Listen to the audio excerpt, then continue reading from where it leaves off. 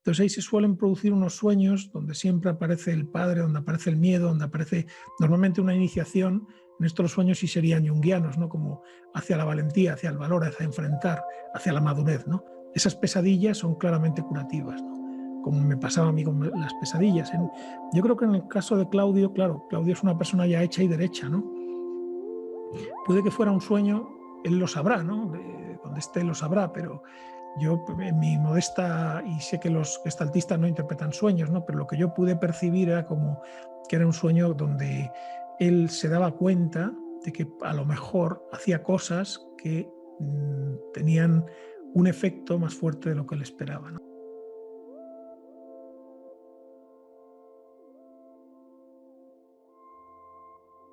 Hola Javier, ¿qué tal estás? Muy bien, ¿vosotros qué tal? Con ganas de un nuevo Haití Café, en este caso contigo, qué placer. Un Placer. placer, verdadero placer tenerte aquí hoy con nosotros. Tenía ganas de conoceros porque, claro, tenía un conocimiento virtual vuestro.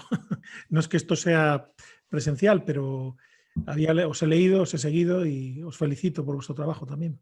Muchas gracias. Bueno, nosotros te conocimos en realidad por este magnífico libro El libro de Claudio, sí. que lo tenemos aquí, bueno, leído, releído, bueno, una maravilla. ¿Cómo fue llegar a Claudio y cómo fue meterte en esta primera entrevista que derivó en este fantástico libro? Pues el año 2011, a través de un amigo, llegó a hacer una entrevista. Yo entonces tenía una publicación de cultural universitaria y llegó a hacer una entrevista a Claudio, que estaba en Madrid, pasaba algún tiempo en Madrid entonces, y le hice una entrevista. Y lo único que me dijo al final de la entrevista es: todo lo que hemos hablado del LSD no lo cuentes. Así empieza la relación con Claudio. Porque esto no puede salir porque estoy ahora en un proyecto educativo participativo con el gobierno de Chile. Y esto no interesa hablarlo ahora.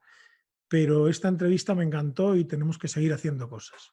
Me dijo eso Claudio, yo publiqué la entrevista, respeté lo que me dijo de no publicar aquello que a mí me parecía más interesante, que era la cuestión de las sustancias y la educación. Y posteriormente decidí acercarme a un curso de meditación que hacía. Me invitó a un curso de meditación que hacía. Y en ese curso de meditación le propuse, porque yo tenía idea de hacer un capítulo de los maestros para Televisión Española, que poder hacer una grabación de carácter televisivo, una entrevista, pero con una cámara, en definitiva, ¿no? Esta es la entrevista que ha quedado inédita, que se estrenó en Conde Duque, no sé si estáis vosotros, No. en enero del 2013 y que saldrá este año, probablemente en pocos meses. A través de esa otra entrevista, él me dijo que le gustaría que participara en un congreso sobre él hablando de la espiritualidad en Claudio Naranjo. Yo le dije: oye, perdóname, pero no tengo ni idea de la espiritualidad en Claudio Naranjo. Así que podemos hacer algunas conversaciones. Yo todo esto, claro, entusiasmado porque era como encontrar a papá, encontrar al maestro a la vez, la transferencia, y además me servía para aplicar terapia sobre mí, ¿no? Con lo cual, entusiasmado, le dije: pues tenemos que hacer algunas entrevistas más. Él ya estaba en Estados Unidos. Y me dijo: bueno, podemos, yo de vez en cuando tengo una hora y las hacemos de una hora. Y yo le dije: pues estupendo, las hacemos por internet y tal. Y así nació el libro. Cuando llevábamos 2 o 3 le dije: oye, ¿por qué no ampliamos a un libro? Y él estaba encantado y es lo que hicimos. Así nació este libro. Qué bueno. ¿Y qué es lo que más te sorprendió de todo lo que te contó Claudio durante el proceso del libro? Pues mira, sobre todo que no quiso ahorrar nada, nada. Y hay algún capítulo que donde mucha gente me ha dicho: este capítulo que habla de sus mujeres es un capítulo que está fuera de lo correcto y de lo creíble, ¿no? Digo, yo no he tocado nada, él vio la edición entera y no quiso tocar nada. A él le costaba un poco darse, es decir, tenía que estar detrás de él para las entrevistas, aunque luego él estaba encantado, pero es como que no tenía tiempo, no quería dar, y luego, después de la entrevista, siempre quería entrar en lo personal, ¿no? Quería entrar a ver cómo estaba, qué pensaba yo, que casi me daba cuenta, estaba más interesado en lo que era después de la entrevista, fuera de la entrevista en sí, ¿no? En realidad, lo que más me llamó la atención, contestando concretamente a tu pregunta, fue su sinceridad y que no tenía ningún secreto, que era transparente, que podía hacer así y mostrar todo lo que había sido su vida, cosa que con otras personas muy conocidas, no voy a dar algún nombre, a veces han borrado hasta el 50% de lo que dijeron. ha habido algún maestro que ha borrado el 50%, el 40%. Y Claudio no borró, no tocó nada. O sea, lo dejó todo. Y bueno, sí, se obsesionaba mucho con que sus frases quedaran literalmente impresas. Yo, que utilizo frase más corta, por el uso del ordenador, probablemente más antes que él y lo que sea, pues él lo que hacía era volver a alargarlas, tocaba un poco la sintaxis para que fueran frases completas. Aparte de eso, no había ninguna censura, ni había nada que él ocultara de su imagen. Bastante sorprendente.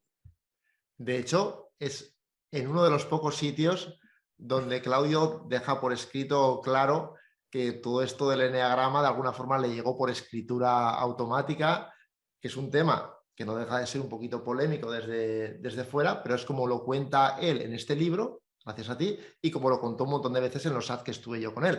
Pero así como por escrito o en vídeo, yo no lo tenía tan claro donde lo había contado. Entonces nos viene muy bien que esté en este libro y es un relato muy bonito esa parte. Claro, porque yo creo que él, bueno, habla de escritura automática y habla, es curioso porque cuando él se refiere a sus maestros es bastante duro con Peirce y ningunea bastante a Óscar Ichazo, en mi opinión, ¿eh? Es decir, con la relación con Óscar Ichazo es curiosa, es como me enseñó el ala, pero no me, o sea, algo le enseñó, pero, y efectivamente, como dices tú, él lo que deja ver es que aquello como, es algo como que nos cae, como que le cayó lo del enneagrama.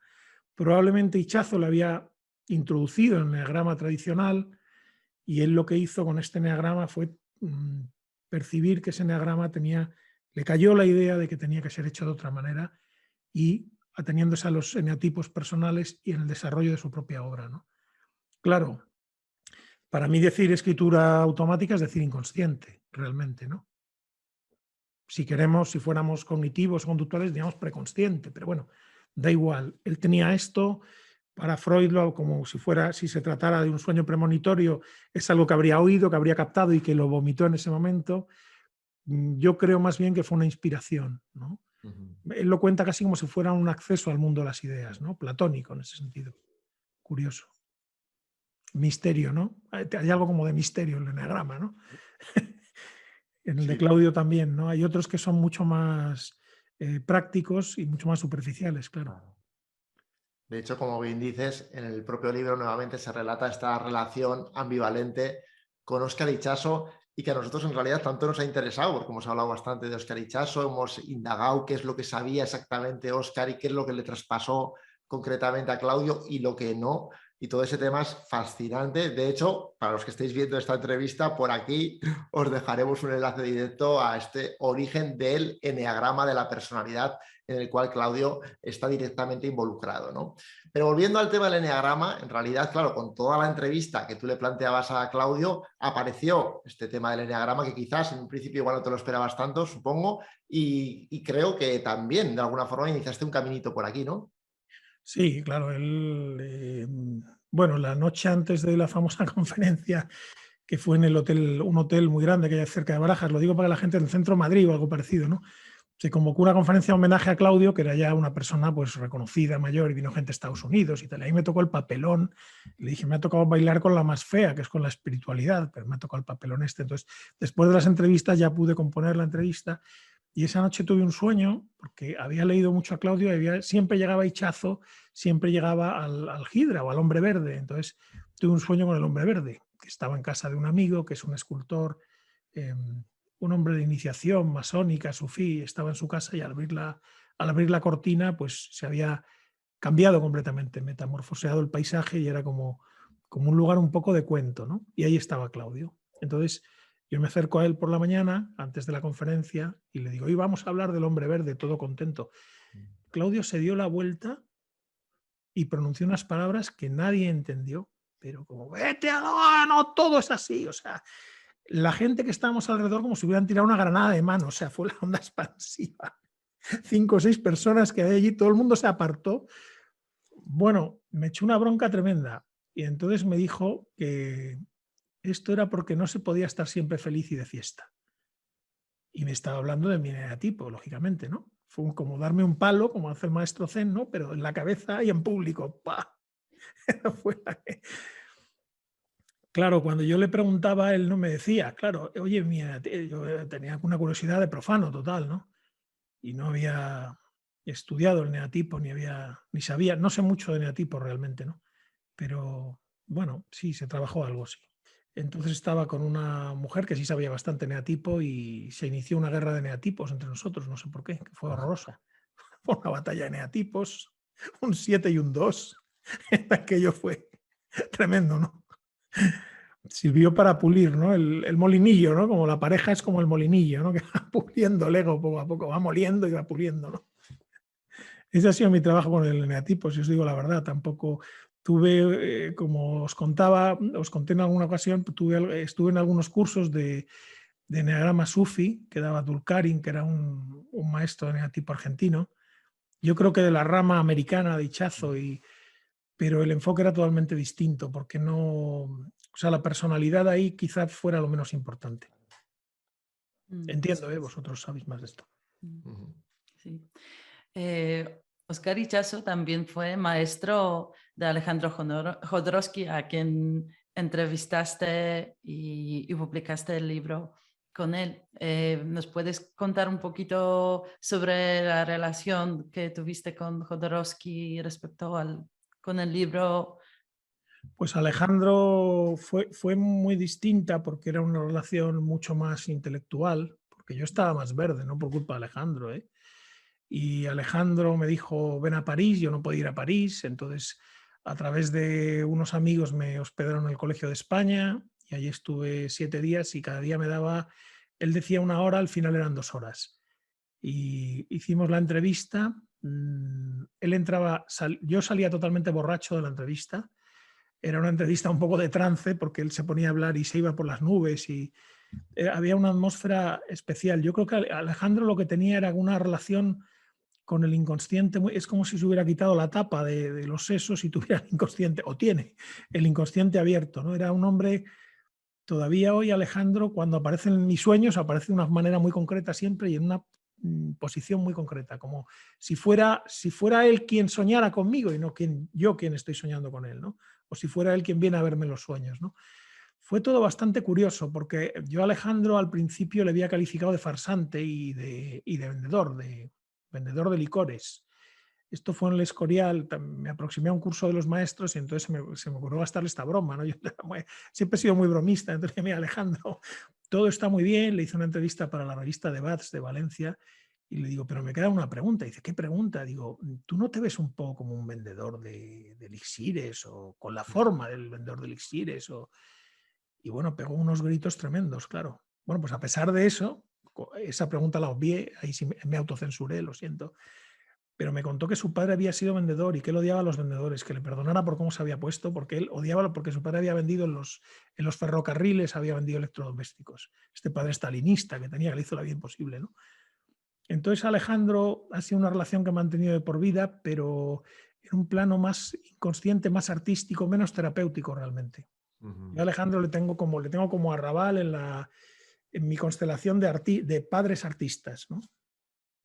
Más que de padres terapeutas, ¿no? Y creo que Alejandro, pues la grandeza de su expresión es su comunión con el inconsciente absoluto, ¿no? Me acuerdo que otro amigo, un buen amigo, filósofo, en ese mismo viaje de la entrevista al Escorial, se decidió regalarle un gran San Pedro, para que se llevara un San Pedro a su casa y se tomara el San Pedro. Bueno, ese San Pedro acabó en la aduana y acabó en la nevera de Sánchez Dragó.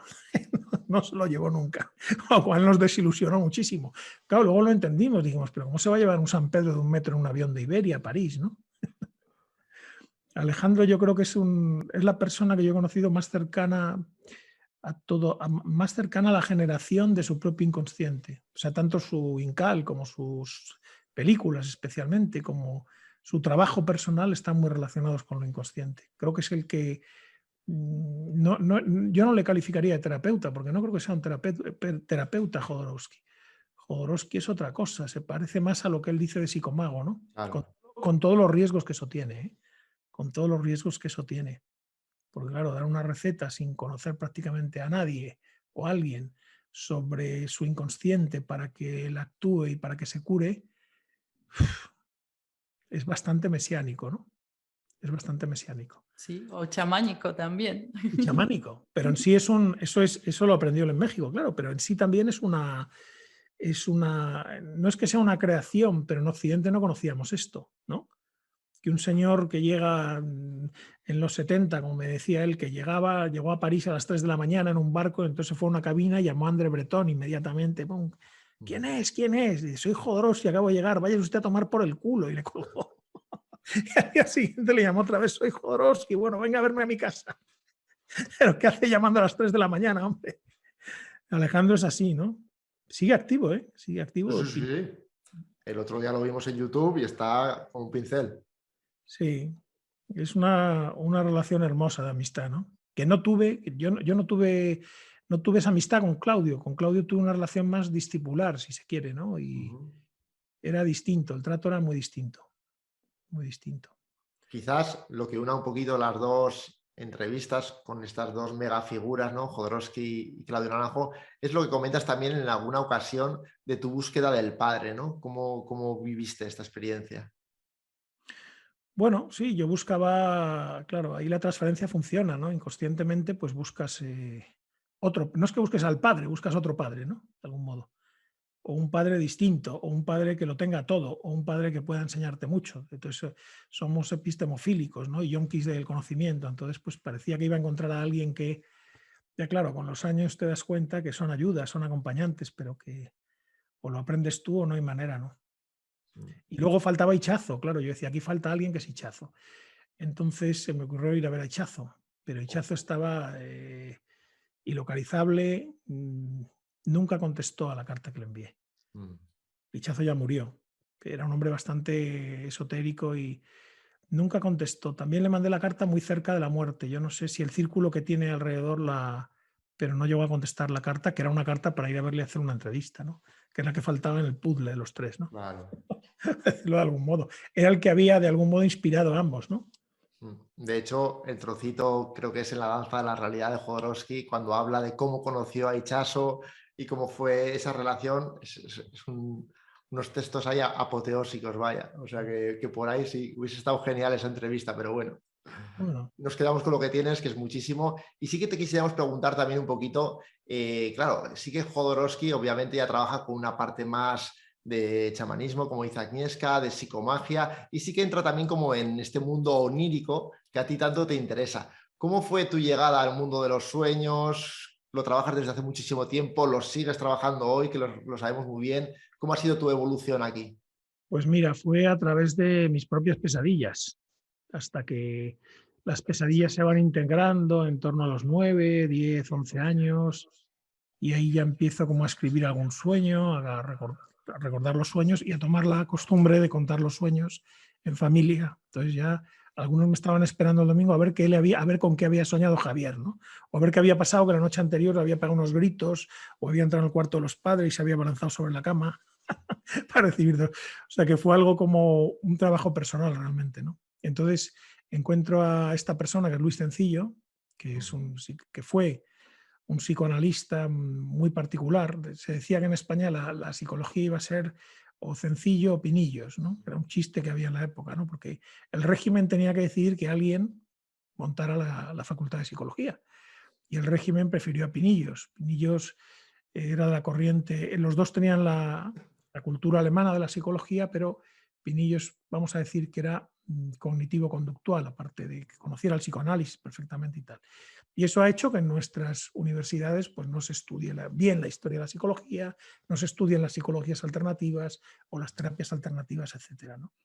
Y Cencillo era como el perdedor de eso, ¿no? Tenía su cátedra, tal. Él era antropólogo y era filólogo también. Y era teólogo, bueno, era un montón de cosas, pero básicamente lo que a él los últimos 10 años de vida le interesa más es el conocimiento de los sueños. Entonces llega a sus manos un librito que yo había sacado que se llama Duerme Vela, que es un relato de sueños de la infancia y la juventud, y ese libro, a través de un amigo, me dice, oye, me gustaría verte porque he leído este libro y me interesaría tratar estos sueños. Y así estuve con él 3 años trabajando los sueños. Y él fue realmente el que me enseñó un método que luego, por supuesto, se ha ensanchado de muchas maneras, ¿no?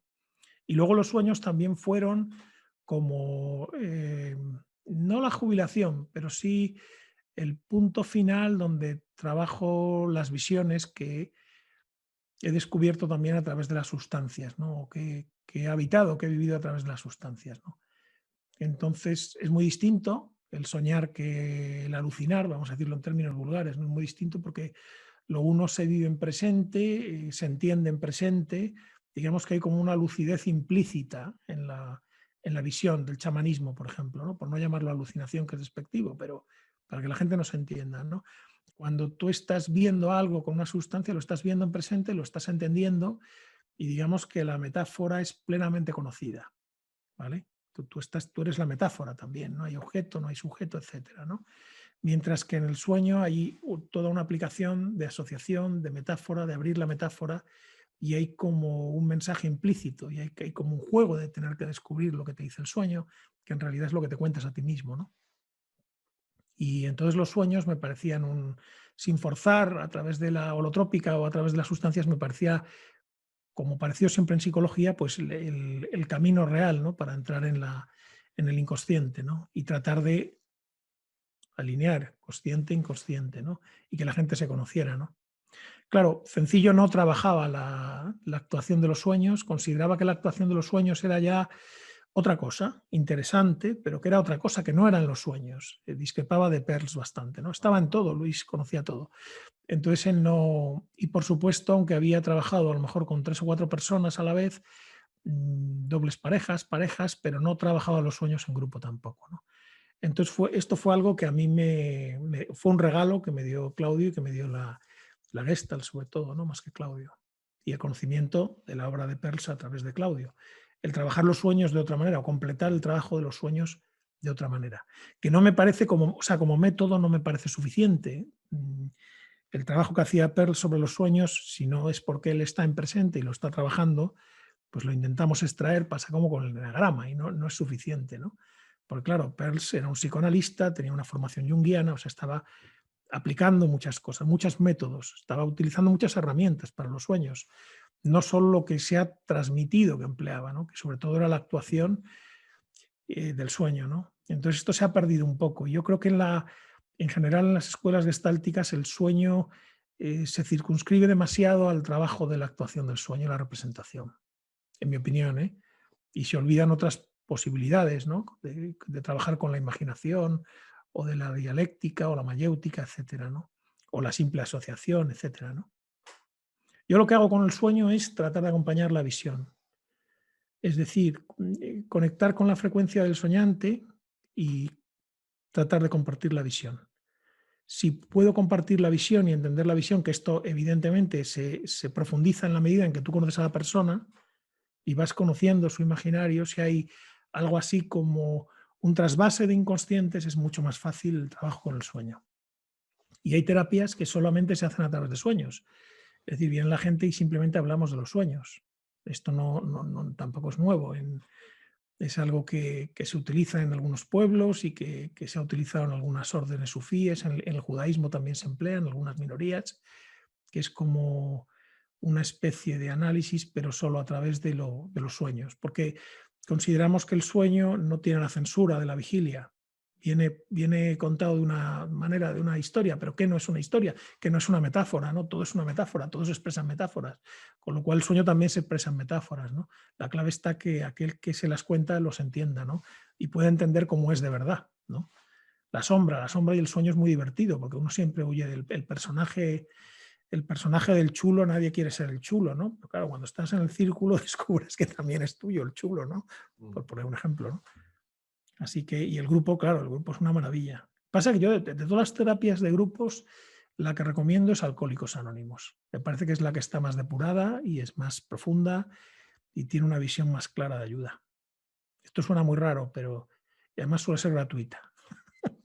Lo digo, como trabajo de grupo, estos que llevan ya un siglo se las saben todas, ¿no? Sobre problemas reales, además, ¿no? En cuanto a apoyo y en cuanto a gestión del grupo.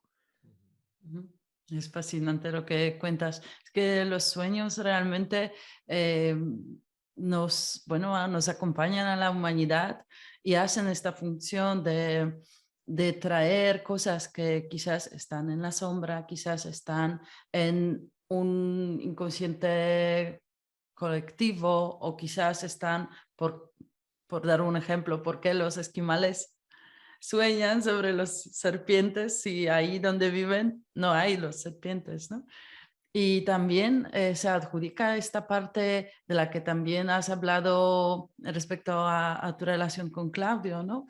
De conexión de los sueños con la espiritualidad, ¿no? ¿Qué ves ahí desde tu trabajo con los sueños?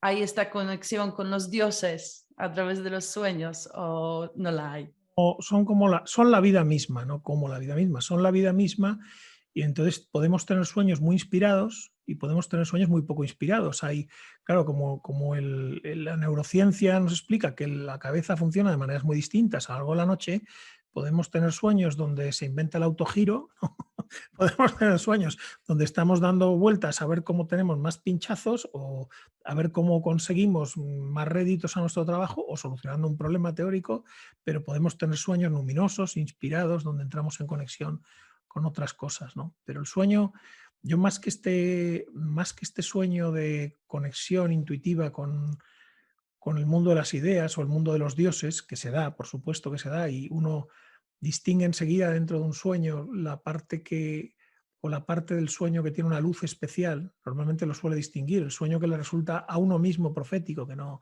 hace falta ser un profeta para tener un sueño profético, ¿no? Más que esta parte, lo que trabajo son los desajustes de la personalidad a través de los sueños, más la parte de las sombras y la parte de lo que uno no ve de sí mismo, ¿no? Os comentaba antes este sueño de Claudio, ¿no? Que después de él sale en la entrevista documental que él habla de un sueño. Tuve un sueño, además se queda parado y le paramos la cámara un poco, ¿no? O sea, le dejamos enfocado ahí, ¿no? Dice que yo creí que ya no tenía estos sueños, ¿no? Entonces no va a contar el sueño, pero dice, hice algo esta noche que era horrible, ¿no? Entonces después de la entrevista se me acerca y me dice, ¿sabes lo que soñé? O digo, ¿no? ¿Qué soñaste? Entonces me dijo que yo estaba allí Ginetta, ¿no? Y la palabra que empleó, macellaio, que es como el carnicero en Italia, ¿no? El que parte la carne, ¿no? Entonces yo me dedicaba a partir carne, pero era carne humana. Claro, nos quedamos mirando y le dije, ya, pero carne humana es que es lo que haces. O sea, en el fondo tú estás trabajando la personalidad, ¿no? Pero él se había visto como si lo que hiciera pudiera hacer daño. Yo creo que ese era el sentido que, por lo que él me contó del sueño, él percibía el sueño, como si a veces no hubiera sido suficientemente cuidadoso en el trato con los demás en la aplicación de la terapia, ¿no? No diría instrucciones, sino en las enseñanzas susurradas que hacía él con la gente, ¿no? O en lo personal, ¿no? Cuando tenía un proceso contigo, pues podía ser de una manera que luego él percibiera como una manera de ser, eso es, ¿no? Como de descuartizar a uno, de partirlo, de colocarlo en su sitio, ¿no? Entonces, claro, este sueño es muy interesante, porque este sueño, y digo sueño, lo contó allí, por eso no reveló nada, pero lo que pasa es que había muy poca gente, entonces pues creo que es interesante, ¿no? No es ningún secreto, ¿no? Pero este sueño, claro, con lo que se trabajaría en este sueño es con la propia imagen que él tenía de sí mismo y lo que el inconsciente le transmite que está haciendo, ¿no? Hay que compensar ahí, ¿no? Como, ¿dónde están los límites, ¿no? El sueño tendría que ver con los límites de su trabajo terapéutico, probablemente, ¿no? Metaforizado en esta manera de hacer sangre o de poder hacer daño, ¿no? Cuando se está operando, interviniendo, ¿no? Sin duda para curar algo, ¿no? Esto de un sueño tiene más interés que la visión o no, depende del momento de la persona. Puede haber personas que estén en una gran depresión o en una depresión y pueden tener un sueño maravilloso, luminoso, ¿no? De un encuentro con algo, simplemente una palabra o un color en el sueño, ¿no? O algo que está coloreado en el sueño, ¿no? Puede dar paso a un... Decía Sencillo que los sueños es como que nos explican dónde estamos, a dónde nos dirigimos, qué queremos y cómo somos. O sea, fijaros lo que un sueño, ¿no? Y que hay momentos de la vida donde un sueño te está marcando un camino perfectamente, ¿no? Ese es el mundo de los sueños, es como un diálogo consigo mismo, ¿no? Una mayéutica. Probablemente el sueño de Claudio reveló el mayor miedo que puede tener un terapeuta, que esta es otra función de los sueños, que nos preparan a la vida en vigilia, a lo que estamos experimentando y ensayando hechos o situaciones o momentos a los que pueden ser demasiado dolorosos para vivir en realidad. ¿Tú qué Efectivamente. opinas de esto? Esa es la función de la función terápica de la pesadilla, es un poco esa. O sea, la pesadilla, sobre todo en los niños, ¿no? Entre 6, 9 años, cuando, por ejemplo, en los casos de divorcio es muy curioso, ¿no? Cuando el niño o la niña ocupa el lugar del que se ha ido, normalmente varón, y va a dormir con la madre. Y claro, llega un momento en que la madre dice, oye, vete a tu cama, ¿no? Pero tiene miedos porque se ha ido papá, porque la casa se ha quedado desangelada, vamos a utilizar este término que es muy exacto, ¿no? Entonces, de que hay una parte del que se ha ido, ¿no? Y se pega a la otra, que es la madre, ¿no?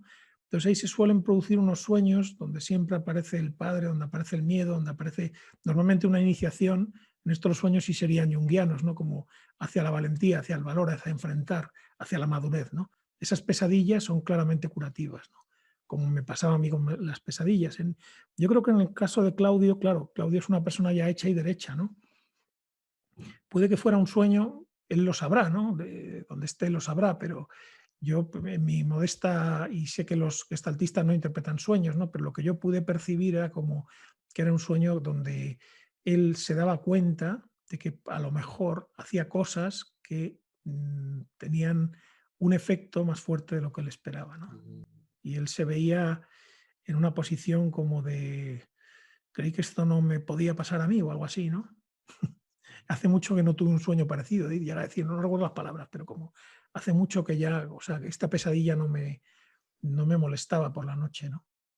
Claro, la pesadilla tiene una función, hombre, si todos son pesadillas solamente, o las pesadillas después de un tiempo no desaparecen, no van cambiando, se va viendo en las secuencias de pesadillas, se van viendo los cambios, como uno se va adaptando a una situación, ¿no? Por ejemplo, el sueño del niño al que persiguen unos seres, un niño toma un nombre que son los levantinos de una pescadería cercana a su casa e imagina que los levantinos son en realidad unas sombras, pues son sombras, que tienen algo que ver con el lobo, con esto de que habláis del inconsciente colectivo primitivo, de un animal que nos puede devorar, ¿no? Que eso lo tenemos todos en el inconsciente, que nos venga un animal y nos coma. Entonces este niño sueña durante 2 o 3 años que de maneras distintas siempre le acaban rodeando esta manada de sombras y acaban comiéndoselo, generándole un dolor inenarrable. Hasta que en un momento dado le empieza a poder volar en los sueños. Lo cual muchas, si cogemos un diccionario de sueños, bueno, es que lo de volar puede ser escapismo, puede ser. Pero en este caso volar, en el caso concreto, porque el símbolo siempre debe interpretarse con la vida concreta de la persona, lógicamente, en este caso los aleteos que hace no le permiten escapar y le vuelven a coger, como si fuera un gallinacio, pero estas sombras lo cogen y lo devoran. Hasta que llega un día en que consigue volar, una de estas sombras le ha agarrado, pero a patadas en la boca se cae esa sombra y no vuelve a soñar con esto. Esto coincide con un proceso de madurez y de separación de la madre en la cama, curiosamente, ¿no? Entonces, bueno, la secuencia de pesadilla la pesadilla suelta es más sorprendente, ¿no? Yo creo que es como un toque que Claudio se da a sí mismo, ¿no? Como de hasta aquí, un límite, ¿no? Que le encuentra, ¿no? Otro tema interesante dentro del mundo de los sueños, que normalmente se trabaja bastante cuando haces talleres de sueños, es el del sueño lúcido. Normalmente los terapeutas invitan al sueño lúcido con una serie de técnicas o estrategias, pero creemos que tú no eres tan partidario de ir conscientemente a por el sueño lúcido. Cuéntanos un poquito. Bueno, a ver, el sueño lúcido es un regalo, una suerte, si se produce de manera natural, ¿vale? Entonces, los grandes meditadores no es que tengan sueños lúcidos, es que están en una especie de vigilia en el sueño. Hablo de monjes que se pasan la vida meditando. El gran meditador realmente no separa el sueño de la vigilia. Tiene siempre un punto como esa llamita que tenían las iglesias cuando éramos pequeñitos, del sagrario, que no se apagaba, algo así, ¿no? Esta imagen como de que hay un punto de lucidez durante toda la noche. Esto es una cosa. Tú puedes tener un sueño lúcido, todos hemos tenido sueños lúcidos, y los sueños lúcidos son maravillosos. Hasta ahí. Nosotros, digo, la escuela de Luis Sencillo tenemos una prevención con respecto al sueño lúcido. si lo que queremos es conocer nuestro inconsciente, nosotros, decía Luis, nosotros tenemos que respetar el sueño como si fueran, claro, él era antropólogo y etnólogo y tal, como si fueran trocitos de una vasija antigua, para luego irlos componiendo y entender qué nos dicen, ¿no? Utilizaba esta metáfora. Entonces, si nosotros le decimos al sueño lo que nos tiene que pasar, estamos entrando de lleno, dando órdenes, y lo inconsciente no tenemos ni idea de lo que es todavía, pero hay niveles de lo inconsciente donde pues que obedecen como un caniche, digo yo, hay partes a través de ciertas maneras de hipnosis o de ritmos, etcétera, estamos dando órdenes a lo inconsciente o estamos imaginando, como en una regresión, ¿vale? En un espacio de imaginación activa estamos imaginándonos que estamos en un sueño lúcido, pero ese sueño lúcido no es natural. A mí los sueños lúcidos, que obviamente he tenido sueños lúcidos, pero no incito a los sueños lúcidos, tengo que decir que todavía no he conocido a nadie, no he conocido a Castaneda, es cierto, pero no conozco a nadie que los maneje con destreza. Y sí conozco, como en las regresiones, muchísimos problemas al respecto. Es decir, el sueño lúcido al final acaba siendo el sueño que uno quiere, como en la regresión uno acaba viendo lo que quiere. Entonces, hay que tener bastante cuidado con esto, porque para nosotros la validez del sueño está en que nos comunique cómo somos de verdad, no en que nosotros le digamos al sueño lo que tiene que soñar. No sé si me explico. Dicho esto, no tengo nada contra el sueño lúcido, pero no lo trabajo. No lo trabajo. Podría ser, Jodorowsky me decía, hombre, a ver, si tú consigues llegar a un nudo que está en el inconsciente y a través de un sueño lúcido modificas un espacio imaginario, podría tener una repercusión terapéutica en la persona.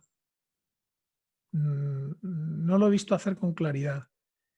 Es un poco lo de las sustancias. Perdonadme que haga el paralelismo, pero las sustancias tienen la experiencia en sí, ¿no? De cada uno. Esa experiencia permite, en el caso de la sustancia, en el caso del sueño esto es mucho más complejo, permiten un marco seguro, ¿no? Si pues vamos, queremos tomar, pues tenemos que ir con alguien que haya tomado, que tenga las medidas de precaución, que tenga una experiencia, etcétera. Pero que alguien a través de la sustancia que no seas tú, más allá del marco que genera, pueda entrar a curarte a través de las sustancias, es algo por demostrar, creo yo. Es decir, nosotros podemos poner en el chamán o en quien está celebrando, podemos hacer una transferencia brutal y eso de por sí es curativo, puede ser curativo, depende de lo que ocurra allí, ¿no? De la fenomenología, de lo que se viva, pero puede ser curativo. Pero que alguien tenga la capacidad de entrar en uno y curarle a través de las sustancias, como que alguien tenga la capacidad de entrar en sí mismo y curarse a través del sueño lúcido. A lo mejor es que estoy más cerca del antecesor que del...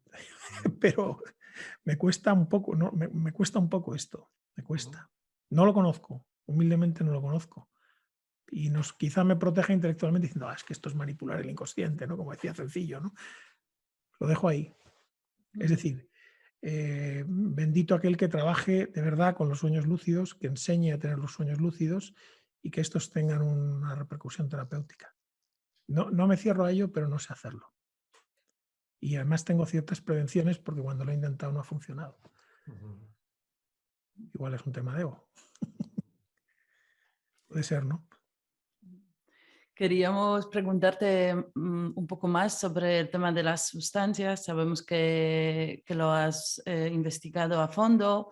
Hay personas como Claudio, como Stanislav Grof, que han trabajado este campo a fondo como herramienta de terapia. Para ti, ¿cuáles son los mayores beneficios bueno, eso? Los mayores beneficios de las sustancias en este campo de crecimiento personal o desarrollo? Bueno, tengo que decirte que yo lo he experimentado a fondo, pero ya hasta que las sustancias me dijeron, pero otra vez aquí, entonces ya cuando te lo dicen 15 veces, pues ya dices, aquí hay algo que ya está, ¿no? Pero yo no he trabajado con terceros las sustancias. No mentiría si te dijera eso. Como un peatón más, y con muy poca dirección, porque estamos hablando de unos años en que a nosotros esto nos llega a través de una escisión del Daime en Madrid, de 2 personas en concreto, y en forma de ayahuasca, pero luego se genera un grupo de investigación de gentes vinculadas a la filosofía o a la terapia que estamos bastantes años ensayando con esto entre nosotros, nunca con pacientes, entre nosotros. Es decir, esto no dejó de ser un experimento además muy, muy horizontal, muy de grupo, muy asambleario, muy... sí había algo de problema con la música, directo quién tocaba o con los... Pero entonces esa fue luego, por supuesto, he ido con grupos, he ido con iglesias, he ido con chamanes y cosas de estas, ¿no? Pero sobre todo fue un trabajo introspectivo, ¿no? Entonces, es lo que os decía, que no sé hasta qué punto Alan Watts decía, hemos descubierto el fuego y nos quedamos con él, ¿no? Yo no sé hasta qué punto se ha dado mucho bombo al efecto terapéutico de las sustancias, que lo tiene, yo no lo niego, claro que lo tiene, pero el manejo de ese efecto terapéutico es lo que está más en entredicho. Claro. Quiero decir, es que no sé hasta qué punto los psicólogos o los terapeutas que están dando esto lo están empleando de un modo eficaz y de qué manera. La literatura que hay es superficial. La verdad es que quitándolo de Claudio y algo más, es bastante superficial al respecto. Sé que hay proyectos de clínicas con sustancias. A mí me parece que todo esto hay que abrirlo, que es absurdo que exista este tabú, este secreto, pero también hay que recordar que durante los años 70 se experimentó muchísimo. Yo siempre recomiendo el libro de La medicina psiquedélica de Master y Houston. Lo sacó Bruguera al 73, no se ha vuelto a editar. Si hay algún editor avispado por aquí, se debería reeditar ese libro, porque ese libro contiene realmente las experiencias, miles de experiencias con LSD y algunas con psilocibina. Entonces, quiero decir que ha habido un campo de investigación bastante extenso al respecto. Y las conclusiones, como el proceso es subjetivo, las conclusiones no son tan claras. O sea, sí hay una estadística. Pues entre los que han probado, la gran mayoría han despertado en ellos un interés por el sentido de la vida, por la mejora personal, por el autoconocimiento, por las terapias, etcétera. Eso está claro que lo produce la sustancia. Lo que yo digo es, ¿quién sabe manejar la sustancia? Yo no he tenido la suerte de conocer a estos chamanes, la verdad, que me imagino que lo he sabido, o quizá estos chamanes forman parte del orden político de las sociedades primitivas y son ellos los que como sacerdotes dan la sustancia, pero no tienen los poderes que aquí les proyectamos, ¿no? En esta proyección que yo toda mi vida he hecho, pues supongo que también la gente pues proyectamos con los chamanes y todo eso, ¿no? De ese mundo no sé muy bien lo que queda, la verdad. No sé muy bien lo que queda. Y los modernos, y luego hay un gran problema con las sustancias, que es el de quién manda en las sustancias. ¿Son algo médico las sustancias? ¿Son algo psicológico? ¿Son algo religioso, filosófico? Son las tres cosas. Entonces, ¿quién va a ser la autoridad? Y la autoridad va a ser médica. ¿Por qué? ¿Por qué tiene que ser la autoridad médica sobre las sustancias o psiquiátrica? Que es un poco el enfoque de los inversores que están invirtiendo para que se generen proyectos así en España también, grandes, ¿no? Desde Inglaterra, etcétera, ¿no? ¿Por qué los médicos? ¿Por qué los psicólogos? ¿Por qué no los filósofos o los sacerdotes? ¿No? O sea, ¿cómo empleamos las sustancias? Pues yo creo que con zona, o sea, las sustancias, yo esto he sido muy crítico durante una época porque hubo gente que empezó o que era colindante a este grupo de investigación que acabó muy mal con las sustancias, ¿no?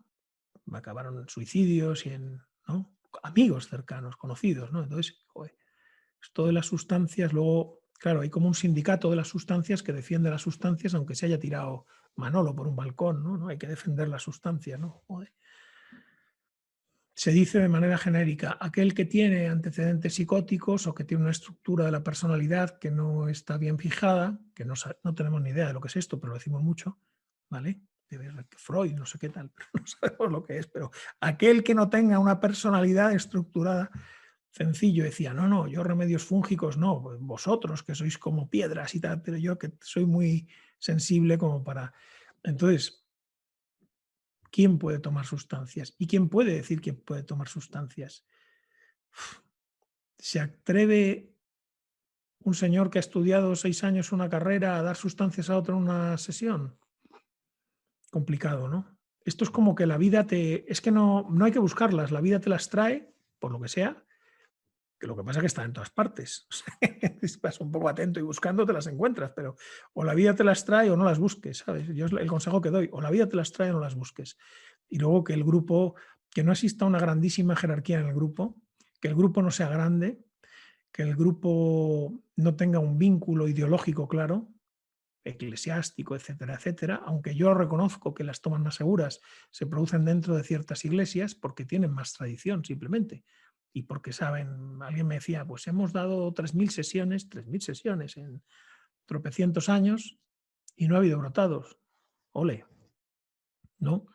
Pues claro, las sustancias pueden abrir muchas cosas, luego quién las cierra, ¿no? Más bien ahora la vida me devuelve que me viene gente que ha sido autosometida a experiencias con posibles o supuestos chamanes, pero que en realidad son personas que viven aquí, se han ido a la selva y se han organizado allí, etcétera, etcétera. No sé si como negocio o no, pero gente que ha tenido muchos problemas para luego poder asentarse, poder respirar y mirar por el ombligo, o sea, respirar por el ombligo, ¿no? O sea, que se han descuajeringado mucho. Y también, hablo de casos personales de gente muy conocida en Madrid que se quitaron de en medio con las sustancias, ¿no? Entonces, bueno, no he tenido miedo porque ya el sistema mete mucho miedo. Pero nosotros me acuerdo que íbamos aterrorizados a tomar sustancias. Era como, o sea, esto era la comunión, pero de verdad. 2 días antes tenías que rezar lo que supieras. Con este chiste que hago, la muestra del respeto que había por las sustancias, ¿no? Que era algo como, uff, oye, y si no estás bien o tal, y luego la propia sustancia te hablas tú mismo a través, con la sustancia, ¿no? La sustancia despierta algo que está en ti, ¿no? En teógenos, ¿no? Es eso la sustancia. Entonces, cuando la sustancia te dice otra vez por aquí, ¿no? O sea, otra vez en septiembre, has suspendido otra vez, o sea, haz lo que tienes que hacer y tira menos de sustancias, ¿no? Sobre todo a los que somos un poco golosos.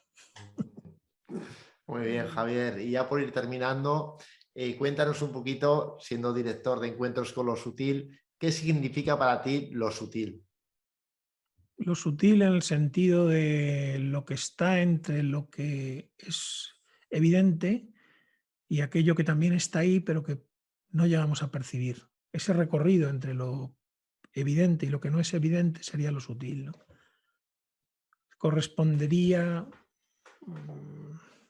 a Latif, al nombre Latif, ¿no? Los nombres de Dios sería Latif, al Latif, y sería como eso, como la frontera. Y ahí está la frontera entre lo personal y lo que tú comentabas de lo colectivo, aunque lo de inconsciente colectivo suena como a sindicato, es una cosa rara, pero algo de eso hay, ¿no? Yo no sé, Freud le tenía otro nombre más raro todavía, filogenia de la ontogenia, y el otro dijo, quita, inconsciente colectivo, que eso no lo entiende nadie, ¿no? Pero lo sutil es lo que está entre nuestra piel y lo que hay fuera de la piel de verdad y dentro de la piel, ¿no? Es algo como raro, ¿no? O sea, como el límite de la conciencia. Eso sería algo así. No. Y para cerrar, ya última pregunta. Estos encuentros son fantásticos. Probablemente seguirás con el ciclo. Y hay algunos proyectos más ¿dónde te verías, por ejemplo, dentro de 3 años? ¿Dónde ves a Javier? Pues a mí me gustaría verme en el campo, con una casa que pudiera albergar algunos cursos y terapias, con lo cual no podría estar muy lejos de una gran ciudad, Madrid o Barcelona, porque también me gustaría verme en activo. Esto de los encuentros, la verdad es que ha tenido un coste personal, social, porque te expones mucho, y luego la política está muy rara. Yo no aprovechando, coincidiendo con la pandemia, porque era imposible reunir a 300 personas al principio de la pandemia, pues esto sirvió para que Condeduque los apagara, ¿no? Y ahora no quiere reubicarlos Condeduque de momento. Entonces, estoy buscando una nueva sede, pero tampoco quiero gastar mucha energía en esto. Si se da, se dará. Y si no se da, pues no se dará. Yo me veo un poco fuera. Estoy O sea, yo tengo una actividad docente también, ¿no? Y entonces tengo bastante trabajo entre la docencia de sueños, la docencia oratoria, redacción y las consultas, tengo bastante trabajo. Lo que me gustaría es estos, voy a decir últimos años, porque son los últimos años con más vitalidad, ¿no? Poder, sobre todo, escribir un poco apartado. Esta es un poco la idea, ¿no? Lo que pasa es que esta sociedad no lo permite, ¿no? Así como casi todos los sueños que entran son sueños de ansiedad, de parálisis. Es curioso, porque el sueño de parálisis se produce en teoría por un cambio líquido, dice la neurociencia, que es Dios ahora, ¿no? Por un cambio de líquidos cerebrales y demás, pero esta sensación de no poder, cada día abundan más. Hay como una pandemia de sueños de parálisis y de sueños de ansiedad y de sueños de que no cojo el avión, no llego, no corro, no puedo aprobar el examen, ¿no? Entonces vivimos sometidos a una tensión brutal, ¿no? Especialmente más dura en los últimos 2 años. O sea, la pandemia ha sido la excusa para apretar todas las tuercas. No digo que la pandemia no exista, la pandemia existe, por supuesto. Lo que sea, pues ya lo sabremos con muchos años, no lo sabemos ahora, con la vacuna, la vida se ha hecho mucho más complicada, más dura para la gente, ¿no? Mucho más dura para la gente, incluso para las élites, o la plutocracia, como se dice ahora, ¿no? O se decía entonces. Pero la vida se ha hecho más dura para todos, ¿no? En el sentido como esa visión un poco de jungeriana del anarca o del emboscado, ¿no? Que ya te vas alejando un poco de todo, es lo que más me atrae. Y luego me operaron hace 3 años y fue una operación, no a vida o muerte, pero que un corazón abierto y demás. Entonces, bueno, vamos a disfrutar de lo que quede de vida, vamos a disfrutarlo del modo en que cada minuto haga lo que deba hacer. Muy bien, Javier, pues muchísimas gracias por tu tiempo. Ha sido un placer conocerte más a este hombre que empezó como jurista y ha acabado en este mundo tan holístico. Muchísimas gracias a vosotros, ¿eh? Y enhorabuena por este programa y por todo lo que hacéis, porque es un servicio lo que hacéis realmente comunicando. Yo sé lo que es eso también, como comunicar a los demás es un servicio siempre, ¿no? Uno lo hace y dice, bueno, aprendo también, pero a lo mejor no aprende. Lo hace también como un servicio a los demás. Es la realidad también, ¿no? Así que gracias a vosotros por todo vuestro esfuerzo y por escucharme. Gracias. Un placer, Javier. Un auténtico placer, sí. Y nada, si has llegado hasta aquí, que ojalá sí, felicidades por ver nuestra entrevista con Javier, seguro que has aprendido un montón y seguiremos haciendo entrevistas tan interesantes como estas, pero para eso necesitamos que te suscribas a nuestro canal de YouTube, que le des a la campanita y cualquier duda, sugerencia o comentario será muy bienvenida. Un abrazo. Un abrazo. Chao, chao. Gracias. Hasta pronto.